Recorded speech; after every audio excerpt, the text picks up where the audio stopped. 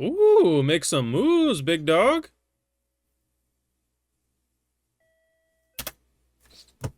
How? How even in Classroom of the Elite do you get cock-blocked? If Ayanokoji can get cock-blocked, there's no hope for any of us. We were saving the ace for when we needed it. Obviously reasonable to be skeptic of it, right? It's a more likely option is he's cheated, right? It is true if you remember how fucking fractured this class was at the start of the show. I mean, there was no class unity. There was pockets of, support for different people.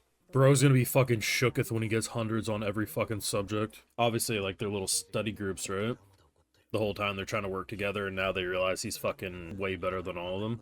Do we shake the hand and fully trust it? No. But do we shake that hand and use it? Probably. He'll say no, but I kind of hope he says yes. He passes for now, but give him another season, he might. Will you take that slutty little lock off for me? Nope. Imagine he just fucking slams that shit. I'm not saying she's on his level, but she's closer to his level than past characters, so it has to be her. You know, if more anime that were set in schools were Classroom of the Elite coded, I'd watch way more school anime, just saying. With the return of Classroom of the Elite 4 episodes, we knew Ayanokoji was no longer going to hold back, but man, exposing Ayanokoji as quickly as they did and how they quite quickly navigated the hostility of the situation has me quite impressed.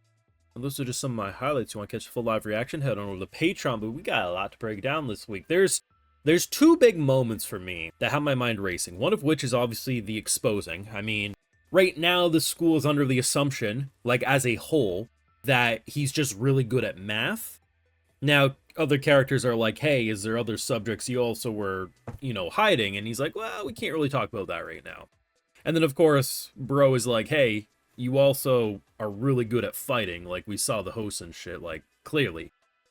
But the way they navigated the exposing made a lot of sense. And it's probably a good thing that Horikita was the one who explained it. Because in terms of dialogue, he absolutely could have convinced the class to calm down. The issue is that there's a very reasonable feeling of either he cheated or I feel betrayed that he hid this for so long, sort of a deal. Because at the end of the day, this is where the class is finally at like a unity kind of holding hands. We got this, we're all in this together. And then in comes Mr. Perfect Score that no one else could have ever done, right? So the idea that it's like, hey, I actually told him to not do this because, he just would have had a target on his back.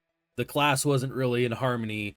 It kind of diffuses a situation because the skepticism and the, well, why the fuck were you studying in groups with me? Like, it's kind of a slap to the face. You understand where the hostility is coming from. It doesn't feel like it was randomly pulled from thin air.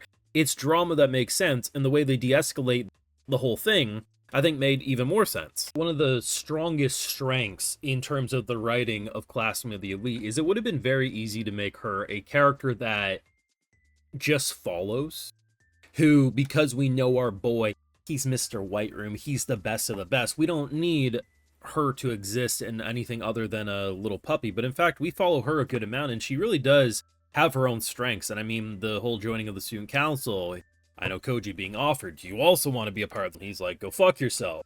It's just such a great way, because this year for them is going to be very different than past seasons, right? And past school term. I mean, they end the episode with talking about how they're going to be thrown on a deserted island, forced to survive.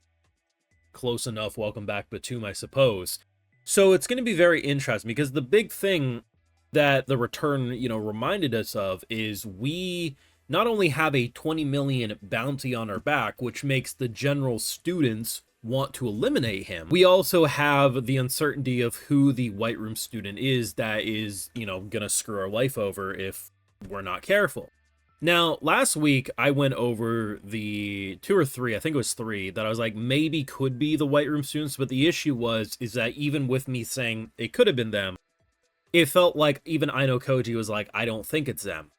This week, it makes it feel a little more on the nose that they want us to be very skeptical of her.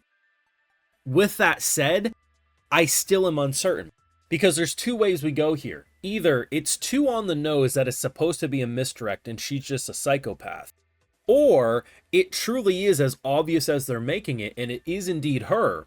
But why would a White Room student want to be this obvious? maybe it's because by making it so obvious you don't expect it.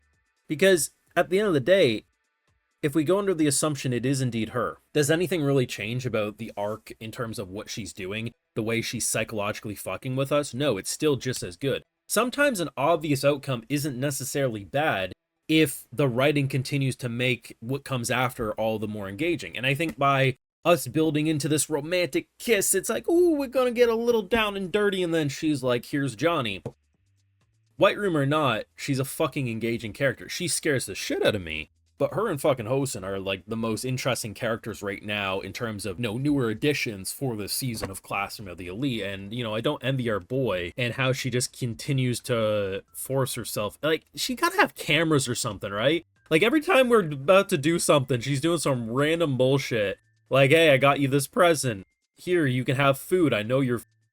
She knew our fridge was going to be empty. Or was she just being careful? See, this is what I mean. Like, Ayanokoji literally said in this episode, and my thought process was, if he doesn't suspect her as being a White Room student, I'm just going to say she's crazy.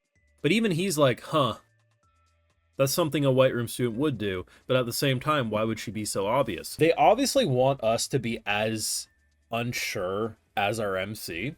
But I don't know, because I think what they're going to do is it feels like there's such a target painted on her after this episode that the next couple of episodes are going to drop at least one, maybe even a few, that are equally as sus. And we're going to go back to square one not knowing. Either way, I did really like their conversation this week.